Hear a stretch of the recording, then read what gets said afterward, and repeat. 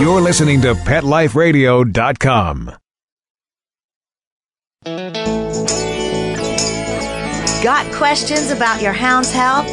Need the facts on Fido's fitness or food?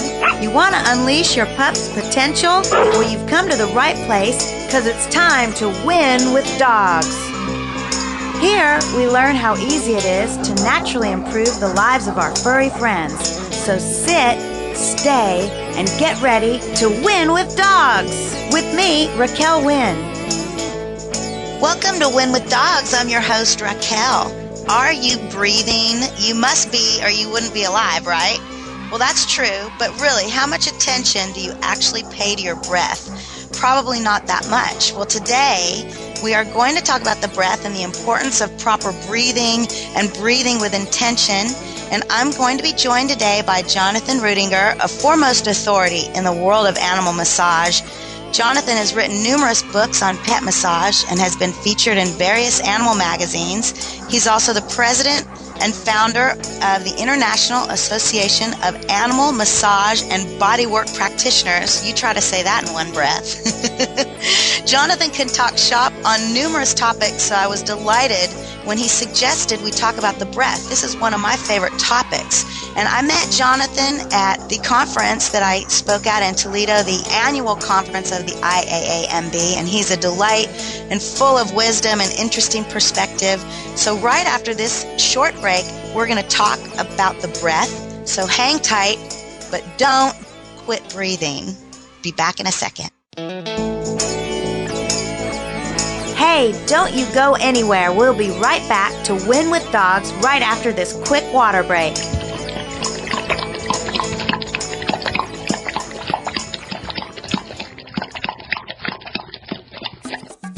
Hey, ready to take a walk?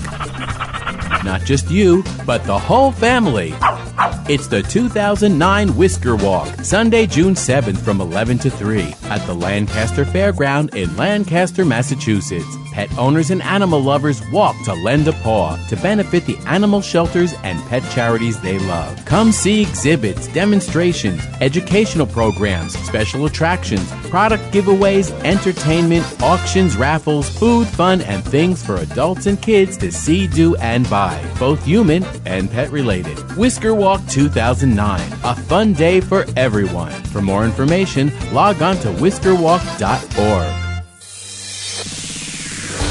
Coast to coast and around the world, it's Oh Behave with Arden Moore. Find out why cats and dogs do the things they do and get the latest buzz from wagging tongues and tails in Rin Tin Tinseltown. From famous pet experts and best-selling authors to television and movie stars, you'll get great tail-wagging pet tips and have a fur-flying fun time. Oh Behave with America's pet edutainer, Arden Moore. Every week on demand. This is the place for a special paparazzi treat. Only on PetLifeRadio.com.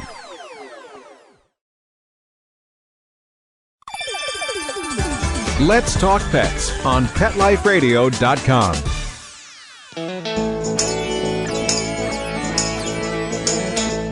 Thanks for hanging around. We're back to Win with Dogs with me, Raquel Wynn, on Pet Life Radio.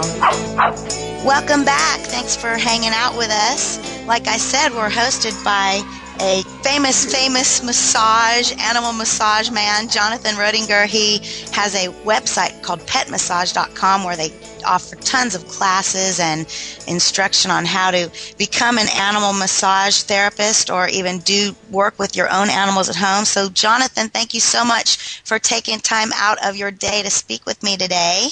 Oh, it's my pleasure. You can repeat that introduction. I loved it, you know. I know. Oh, no, don't stop. Believe me, I could go on and on, but hey, I ran out of breath. I need some practice with proper breathing. So when I talked to you earlier, you suggested we get away from deciphering your fingertips and the effects that your perspiration has on your dogs, which I think is a fabulous topic. And we talk about the breath. And I think that's a great idea. One thing, let's just start out this conversation. Remember that we are primarily, humans are aquatic creatures in the fetus, and we come out into the world connected to the umbilical cord, and we have what's called the first breath. And the first breath of our life actually triggers a whole host of physiological changes in our body. And it also helps our circulatory system learn to take oxygen from the blood instead of the placenta. So breathing is extremely, extremely important. It's like you could talk for days on it, but I want to talk with Jonathan about how a practitioner's breathing affects the animal that you're working on. Let's just start there. Jonathan, what do you think? Should we start there? Sure we can. Wow, where do we start? This is what about this is a totally unscripted show. I want you to know that. We love breathing, that. When I'm breathing, first thing I want to say is that if you hold your breath, which means that you stop your breathing process, all the muscles in your body start to atrophy or they tighten up. So if you hold your breath, if you were just trying it, then what can we say? When you hold your breath, the animal feels the tightness in your hands. Your hands are tight, you can't feel the animal, and the animal kind of experiences that lack of connection, and they'll start to pull away from you. So any kind of massage that you're going to be having, any kind of kind of creative juices flowing, any kind of releases that you're hoping to happen, isn't going to happen if you're holding your breath or if you're kind of restricting your breathing. Yeah, so, okay. Yeah, that's really interesting. So you touched on a couple things there that I find really fascinating. Number one, the fact that when we stop breathing, the muscles atrophy. And you're right, just for a split second, our muscles are deprived of that oxygen. And on a microscopic, energetic level, there is a constriction that starts to happen, almost like a binding that starts to happen in the body. And yes, animals who are completely nonverbal and totally in tune with energy will definitely feel this. And the second thing that you touched on that I really find super fascinating is the fact that if I want to initiate a change, well, actually, I don't do any initiating. I stand there and hold space. But if I'm interested in an animal releasing energy, if I'm holding my breath or not paying attention to breathing fluidly, belly breathing, diaphragm breathing, you're saying that the animal actually, their own response to the massage is also restricted. In other words, they're not getting the release they need because we're almost preventing it. Exactly right. When you're working with a dog, and I'm going to suppose that all the people who are listening to this broadcast massage their dogs or pet their dogs. If you're holding onto your dog and you're reaching over let's say you hold the dog underneath the neck and you reach over to touch the tip of the tail and you stretch. By stretching your pectoral muscles out, opening your chest, you're actually tightening these muscles in your shoulders and in your arms, and that's going to restrict the flow of oxygen, blood, all the hormones, out to your hands, and the dogs are going to feel that. So I just caution my students about stretching too much and just kind of making sure that their breath comes naturally from their core. Yeah, so, okay, that's super important. So, actually, less effort, and we're talking about proper ergonomics and making sure as a practitioner or as a person, whether you're a professional or not, and you're massaging your dog and you really want to have the best experience, you're saying make sure that in your own body there's not a lot of tension, you're not overstretched, you're not standing in a weird position that makes your muscles have to flex and be uncomfortable, because that in turn restricts the breath, which restricts the feeling of the dog. The breath is really fascinating, Jonathan. You've obviously heard of it called like the prana, or, it moves chi in the body. Breath is life. You hear this all the time. And you just also said something that I really want to expand on, and that is you encourage your students and students who want to get the best, experience of a massage practice with their animal is to breathe in the core. And a lot of people kind of have trouble understanding what that is. When you hear belly breathing or diaphragm breathing, the importance of breathing in the core is really utilizing the primary musculature of breathing, which is your diaphragm. So everyone listening, Jonathan, you too, Mark, you too, I want you to put your hand, I want you to sit up tall, put your hand on your sternum, which is right at the base of the ribs, and I want you to take a couple breaths, and I want us all to observe, is our chest rising when we breathe, or is our diaphragm moving when we breathe? Let's just take a couple breaths and see. Just nice inhale and exhale. And the first breath I did, I know. The first breath I did was in the chest. Was yours, or are you in the belly already? Yes, it was. And then I had to kind of observe my little finger move up and down when my diaphragm started moving. So, yeah. Our so your natural first was in the move out. chest. Mm-hmm. Right. So, okay, naturally we breathe improperly. So you're talking about massaging and not flexing the muscles. Well, let's just take it a step further to make it sound even more difficult. Just kidding. When you're sitting there calm, completely calm, thinking you're totally relaxed in the best possible position, if our breath isn't right, in fact, we are constricted from the core out. Mm-hmm. That's right. So that's right. What are some of the things we need to even look for proper breathing? Can we tell in the animal if we're breathing right? I mean, what can we do? The animal is going to reflect your intention and the quality of your breath. So if your animal is relaxed, then that would give you an indication that you're breathing okay. One exercise that you can do with your dog is to sit quietly with your dog and hold your breath. Observe your own body as it starts to tighten up. Right before you turn blue and pass out, you would look at the dog, and you would see that the dog would start to he's starting to squint his eyes, starting to back away from you a little bit, starting to constrict his body, because he's going to want to entrain with you. So if you're getting tight, he's going to be tight. One of the things because they love to match what we do. Exactly right. One of the things that dogs recognize in tightness is like when a dog is getting ready to go into battle, as to defend himself or to fight, they will tense up their muscles in order to kind of get ready to spring forward into action or to spring away in running. So when they detect tightness, they're not sure what that means. It could be you're angry. It could mean you're stressed. It could mean a number of things. It could mean that you're having some sort of physical difficulty that they don't know what to do about. So it causes some confusion. And what they're going to want to do is they're going to want to retreat from that stress, from the stressor, which is you. So getting back to the topic that we're talking about is that you want to make sure that when you're sitting with your dog, that when you're petting your dog, when you're massaging your dog, when you're doing everything with your dog, that you continue to breathe, and the dog will pick up on your relaxation and be able to relax with you. Okay, that's great. I'll definitely, next time I'm going to check this out, because a lot of times I am really focusing, honestly, more on watching the dog and not, and I get away from what you're saying, that I get away from the fact that they're just mirroring me. So I can eliminate the middleman and kind of pay attention to what I'm doing too. This is great. At the conference, I remember you gave a wonderful presentation on stretching your dog. And you actually got down on the floor and you were like working, and the dog, and you you were like little beads of sweat were popping out of your forehead. And the dog was starting, dogs don't perspire too, but the dog was actually picking up on the amount of effort that you were putting into the stretching routines you were putting in, that he was going through. So it was interesting. The two of you become a unit. The massage is actually a kind of a relationship. It has a beginning, a middle, and end, and and then a residual memory of that. And so that's every aspect of a relationship is encapsulated in the massage form. And so there are different types of massage. There's the relaxation massage. There's also the one where you're going to be doing more of a mechanical massage or a sports massage to warm up a body, there's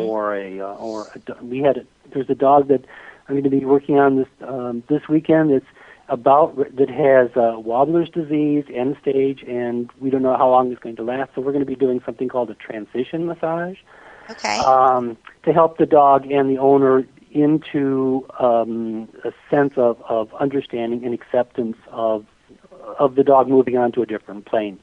Yeah. So massage has a lot of different aspects. And so does breathing play into the different types of massage? I know that you were you're making me laugh because you talk about the enormous effort that I expend. And funny enough, you should mention that, because that is one of my topics, is less effort.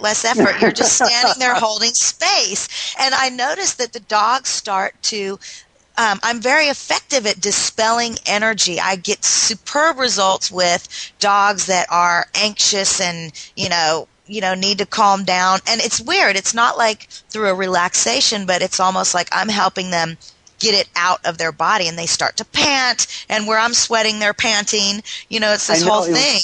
It was great because you're so much of a personal trainer, and I'm so much more of a kind of like a quiet, this energy worker, kind of like, let's be real subtle and get this thing done in a real quiet Absolutely. way. And it all works. Yeah, you're getting the dog to jog and jump up and down and wear a little headband. It's he will do what I say. No, put the whip back, Raquel. But it's really what's refreshing is that we have there's a whole wide spectrum of things that people can do, because massage is basically it's a relationship, and every relationship is an extension of your personality, and your personality is different from mine. Mine's from everybody else. There are 7 billion people is it? 6 billion people on this planet, and each one of us has a separate personality. No one's the same. So 7 billion different types of massages, or 7 exactly. And thank you for saying that, because you're so right. I mean, they're all valid. And if it resonates with you, you're more likely to continue it. So don't think that you have to fit yourself in a little box and, turn into Zen person if you're totally angst-ridden, or vice versa. I mean, just center yourself, get your proper intention, and when you're touching your animal, it will be reflected that you are in the right space by how that animal is responding. And Jonathan, let's talk about also how you're responding. Do you feel good on the inside does it make you happy? Are you kind of tapping into that sense of bliss that is that's your real purpose? Because when you're feeling happy, when you're just in the zone, then that's really what you're supposed to be doing, and that's the style of massage that you need to maintain. That's so true. It's less kind of, I have to remind myself to not be so goal result oriented and just let the body heal. Like I said, we're just standing there holding space for whatever this body is doing. We are not initiating the change. We're just kind of cueing the body, I like to say, just kind of standing there as it does its thing, So what I want to talk more about breathing. Okay.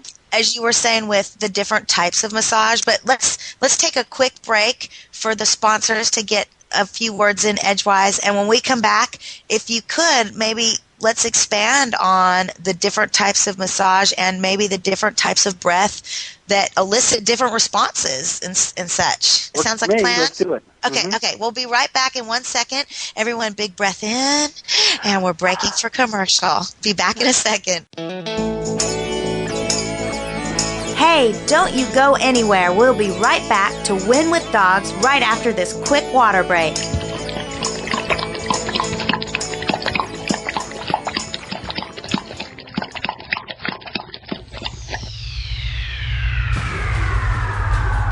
Greetings, human. What planet am I on? Welcome to Pet Planet. Here's a copy of Pet Planet Magazine, Florida's most informative and fun pet resource magazine. It features heartwarming stories and informative articles from local and national pet experts. Excellent. Pet Planet Magazine offers Operation Planet Rescue, helping rescued pets find new homes. And it's available at 500 locations in South and Central Florida and 24/7 on the internet at petplanetmagazine.com. If you're out and about with your pet, you may be featured in Paparazzi, candid pictures of you and your pet. For up-to-date pet-friendly events, activities, and pet-related services and products, Pet Planet Magazine is your final destination. I shall take this magazine home with me. Back to your home planet? No, to my condo in Boca. Pet Planet Magazine. Check them out at www.petplanetmagazine.com or 352-394-8578. It's out of this world.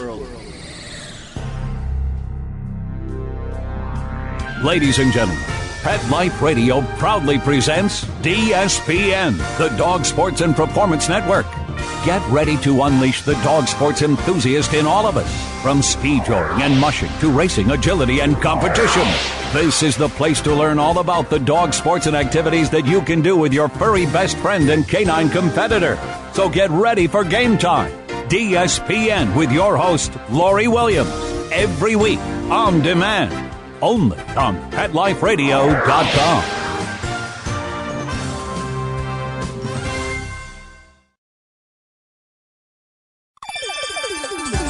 Let's Talk Pets on PetLifeRadio.com.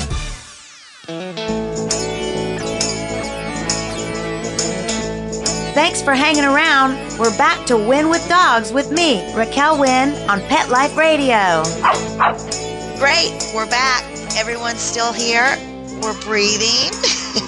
Jonathan and I are having a blast. Thanks for hanging with us. And we were going to talk more about the breath and different types of massage. Jonathan was saying there's different types of massage, stimulation, energy release, grounding, calming, transitional massage when our animals are passing into the afterlife, and how it's mainly to help us cope, I think. Mm-hmm. But what different types of what power do we have to affect change with our breath? Are there different breathing patterns we can use, or? Yeah, I think that there's a tremendous opportunity for us to use our breath for calming, because you can, the way you breathe affects everything around you. If you could kind of imagine a balloon and two points drawn on it, and when you inflate that balloon, the points move apart, and when you deflate the balloon, they move together. So your entire body, all the pores in your body expand when you inhale and contract when you exhale. And so your whole body moves up and back and forth, and you're pushing the space around your body out, compressing that body out as you exhale, as you inhale, and pulling it back when you inhale. So the space around your body is being affected by your breathing. Everything in that space is being affected by your breathing too. So your dogs are going to be affected by the expansion and contraction of your whole body. As you contract, if your hands are really tight, as we were saying, we mentioned earlier the little whirls on your fingers. I have to talk about that because I'm fixated. I'm writing a book right now, and this is the part that I'm talking about, and I just can't get out of the concept. Bring it on. Slap us with your wisdom.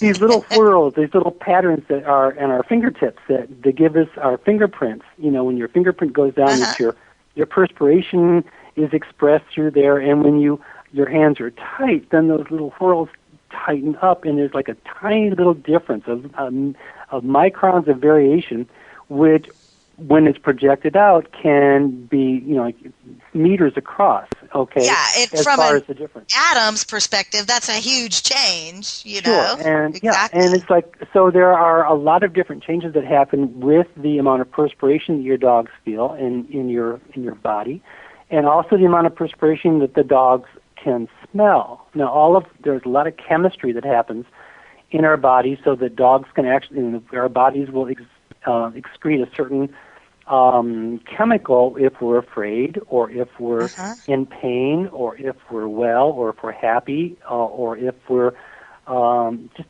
all kinds of things, if we're hungry. I never even thought about the fact that you smell, of course, you smell different when you're excreting, liquids. You're talking about sweating. That's just a toxin release, and it's like tears are a toxin release. Well, I never even thought of that. Of course the dogs pick up on that. Sure, and they pick up on the subtle qualities that within. It's just not just perspiration, but there is a type of perspiration. There are like characters to it. This is going to be fear. That you can smell you can smell fear. You can smell happiness. There's kind of a giddiness. If someone's in love, you can smell that. Wow, that's so cool. Yeah, and it's neat, and the dogs can pick up on all of that stuff. And so it's just kind of, again, the way that you would control a dog's emotions in your space is to control your breathing and to make sure that you are calm and reflective, and just kind of being holding, again, as you were saying, holding space, being a support system, being a facilitator, just being present and aware of what's happening in your body. Your awareness of your own presence is going to enhance the dog's awareness of their bodies, because, again, they're reflecting you. And when they become more aware of their body, then they can initiate or support a healing process. Yeah, that's key. And, I'm sitting here breathing, and I oftentimes, actually, with my human clients, too, I talk a lot about breath and different breathing exercises they can do to calm themselves. And I got this visual, as you were talking, of the body expanding and contracting, and how waves in a pool, ripples expand out and contract. And I started thinking, and I've talked about this before, about how distortion in the body is more takes the shape of like a square wave, like sound. Distorted sound is actually a square wave, whereas beautiful, balanced, harmonious sound is a rounded wave, very, rhythmic, rounded wave. So not only are you're expanding and contracting the space, and you are, with the rhythm of your breath, creating waves which translate to more calm versus this distortion. And I'm thinking of distortion that comes in the form of your TV, your computer, talking, anger, anything, pollutants. Sure. So, wow. Straight lines are unnatural. There are no actual straight lines in the world. Everything is curved, everything's soft. So to think of your body like curving when you're breathing, that's really helpful for me to think of it as a wave, a rhythmic wave, and how important that is. There are no straight lines. Yeah, wow. Can I jump off on that for a second? Yeah, totally. Now I teach a class in how to massage dogs in water. It's a massage in a swimming pool class. Yeah, it's great. That's one of the workshops that I teach. And one of the things we do is we'll create a wave pattern. You'll stand with your back to maybe 3 feet from the side of the pool. You create a wave pattern and observe how the wave moves back off to the side of the pool, hits the wave, and then the wave bounces back. And then you can ride that wave. You can kind of body surf that wave back toward into the dog. So we actually use the flow around us as part of the massage. That's kind of cool. Yeah, that's fabulous to me. I love to think of things as cyclical. And also, I want to get back to one other thing, since we're skipping around now, the balloon analogy. And it's funny you mentioned that in breathing, because that's one of the ways I try to encourage people to get their breath in their diaphragm. For me, the phrase breathing in your belly, you hear in yoga and stuff, that's never really resonated with me. For one, the diaphragm's up higher to me than my belly. I know that the belly moves, but one way that was really helpful, a friend and yoga instructor told me, when you're blowing air into a balloon, it actually fills the balloon from the bottom up. So the air is expanding the bottom of the balloon up. And when I think so when I inhale, I think of it going to the base of my lungs and filling my lungs out. And it reminded me of that when you talked about the balloon.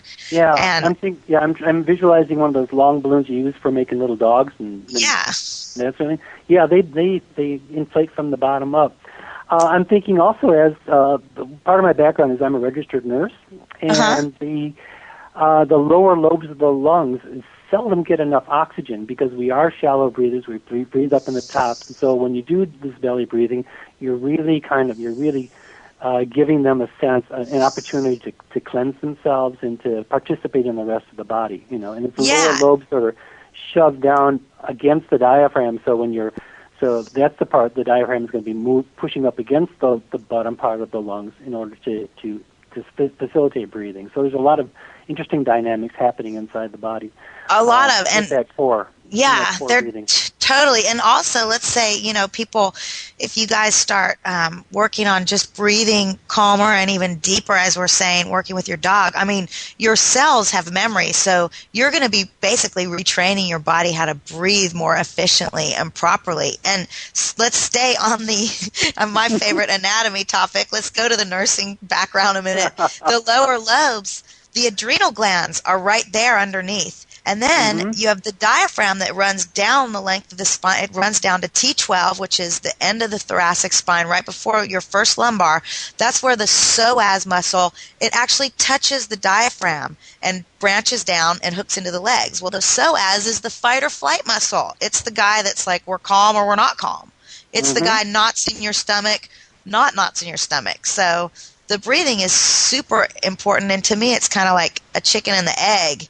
You can be nervous and that speeds up your breathing, or you can speed up your breathing and that'll make you nervous. Either way. Right. So, which to me is empowering because we can affect our changes in our body and our dog's body just by working on the different types of breathing.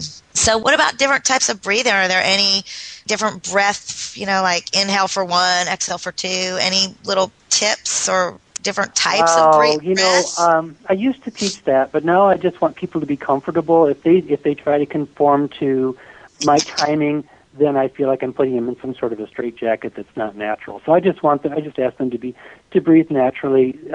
Try to slow it down a little bit. Pay attention to the fact that you are inhaling. There is a great Tai Chi exercise that I can verbalize for you. Is it the breath of fire? I'm guessing. I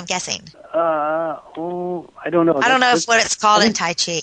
I don't know. I think that's Kundalini. But we're going to be... Oh, yeah, it is. Never mind. That's a different show. Yeah, that is a different show. All right, now this is the one where if you're standing, you would stand with your feet shoulder width apart, your toes facing forward, because if you do it with your toes facing backwards, you're going to be facing the other way. So toes facing forward, and your hands are just dangling naturally at your side. Your back is as straight as possible. And with an inhale, you gather the energy around the upper part of your thighs. Okay. And with an exhale, you bring your hands, you cup your hands and bring them up to heart level, so they're right out in front of you. And then with an exhale, so that's inhale, exhale. Inhale, you open your arms wide to the side, so you're going to be kind of getting ready to embrace the entire universe. Yes. Exhale, bring your hands together. Inhale, turn your palms to your chest and bring your hands in with an inhale. Okay. Turn your hands out, pushing out with your palms with your exhale. All the way out. Inhale, drop your hands down to your side. And exhale, release the energy that you've been playing with out your fingertips. Do this. Ooh, I love that one. 3 or 4 times. So you're inhaling and scooping energy up from the earth, pulling it up to your heart, exhaling and pushing it down back to the earth or away from you, out into space, and then inhaling, pulling some more back in, and then back down to the earth. Ooh, I love that one. It's great. In fact, it covers all the different directions, and it's a great technique. And also, it gets you involved with incorporating all of the energy around your body, because you're not just breathing inside your body, you're breathing with the space around you. And where this works with massage is like the dog is part of that space. And so if you can continue this kind of like calm, methodical, kind of aware breathing while you're working with the dog, it really helps the dog to become aware of their own body and continue the whole relaxation process. And that's so true that you keep saying, and I keep loving to hear, helping a dog be aware of his own body. Oftentimes, I go to work on a dog that's super hyper, and when I am doing Reiki and in my calm, not athletic mode, I am doing the same thing you're saying. I'm holding and I'm breathing in a very calm, but almost in a, what's the word I'm looking for? In a, not exaggerated, but I'm trying to show the dog what I'm doing. So I'm trying to show that dog that I'm breathing calm. And they really do, soften, because remember, we don't end where our skin ends. I mean, we carry on out. We are just movement. And what is the byproduct of cellular movement? Waves of energy. So hopefully we have that, or we're not healthy. We're not even alive. In fact, and on the other, there's another side of that coin. If you hold the quarter up and you look at hold the quarter up in front of you, you can see the head on one side, but on the other side, there's also the other side. Is that when the dog is nervous, we're going to pick up on that, and we're going to kind of interpret that through our entire life history, through all of our memories, and the space that you hold for the dog is just kind of filled with. It may be stillness, but it's filled with all kind of little unfinished thoughts and memories and perceptions and relationships that are still kind of like hanging out in your mind. So it kind of makes up our personality and the whole matrix that we're working in and that the dog is entering. So when I massage dogs on tables. I have a massage table for dogs. So what I bring to the table is my stuff. The dog comes to the table with her stuff. The two of us have a relationship where we mix our stuffs together. It sounds like a George Carlin routine where I put my stuff. I love that routine. And so, and we mix it up for a half hour or so, and then we move our separate ways. Each one of this slightly changed. We each with a little course correction, and then we, perhaps we'll meet a second time or third time or fourth time, and each time is going to be slightly different, but it's going to be based on the memories and the comfort levels associated with the time before. And it seems Yeah, that's a beautiful thought. That is that we all change. Touch is such a powerful thing, and just that, intimacy without what's so hard in our culture, without sexuality. It's so important to get that as from any person you can feel comfortable getting that from, dog, animal. The intimacy and touch is I don't do the sexual thing with dogs. I just have to draw a line somewhere, and that's in the sand. That's I said without sexuality. I said without. That's funny. No, but that is beautiful. That's so beautiful to think that, we are just kind of, our energies are meshing and we're saying, oh, I can learn this from you. I'm getting that from you. Thank you, thank you, thank you. We go our separate ways.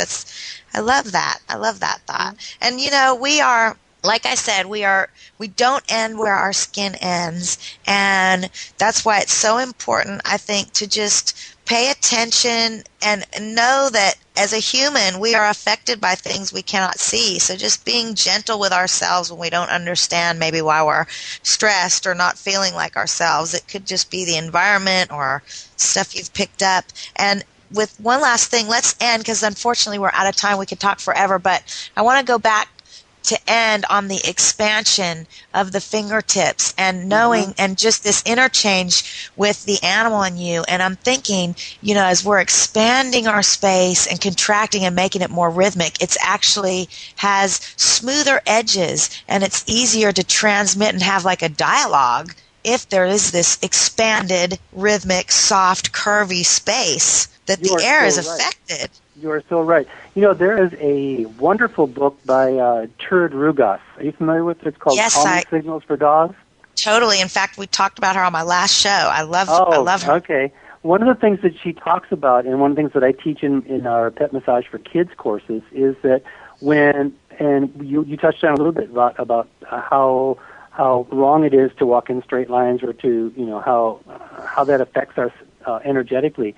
Is that she talks that when one dog wants to approach another one in a gentle and loving fashion, it walks in the shape of a curve. Yeah. So it's that same kind of curving passage. I see there's a path running from my back door out to the garage in my backyard, and I've got happy dogs, and so that path is a gentle curve off to the side. It could be gone in one straight line. But no, the dogs just want to kind of angle around and just kind of like, curving around the backyard. So, wow, that's I have the same path in my backyard, and you know what? It's curved now that you mention it. Wow. Yeah. That's really blown my mind to think about that. Because how people approach dogs and how we are the ones with that need the social training compared to them. They're like, what? I mean, normally a person will walk up to a straight dog, straight at them, stick their hand in their face and pat them on the head. And it's like, what? That's wrong on so many levels. Exactly. No wonder the dog's recoiling, as we talked in my last show. You're supposed to, well, not supposed to, but it would be more polite to not go patting him on the head. A chest or a flank pet is much less obtrusive than one on top of the head. And then to add to that, making a curved approach, not such a direct beeline aggressive I'm coming right at you approach. Yeah, the curved approach is so important. In fact, we even have a little exercise or a drill that the Girl Scouts use in practicing. I say, okay, I'm going to be the teacher, and I've called you up to my desk. How are you going to approach? And if you're going to approach me in a straight line, or if you approach in a curved line, I'm going to be more willing to listen to your side of the story. Of course, yeah. I mean, I can see that right now. Yeah, and the teachers, of course, may not understand that level of the body language, but if the kids do, then they have one more tool in their little toolbox to be able to handle the situation. Otherwise, it would be just terrifying. This way, at least you have something that you can do to kind of mollify the situation. Yeah, exactly. And like you're saying, even if the teacher doesn't get it, you know what?